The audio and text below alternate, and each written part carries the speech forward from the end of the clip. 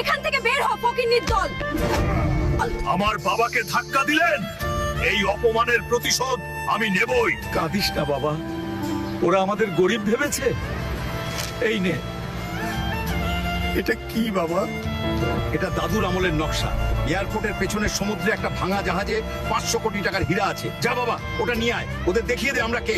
ওই তো হীরা, কিন্তু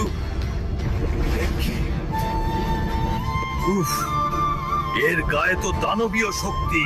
বন্ধুরা, আমি হেরে গেলে বাবার অপমানের শোধ নিতে পারবো না। তোমরা কি চাও এয়ারপোর্টের ওই অহংকারী মেয়েটা জিতুক? না চাইলে জলদি ভিডিওতে একটা লাইক আর সাবস্ক্রাইব করে আমাকে শক্তি দাও প্লিজ। ধন্যবাদ বন্ধুরা। এবার দেখ আমার পাওয়ার। বাবা, আমি হীরাটা পেয়েছি।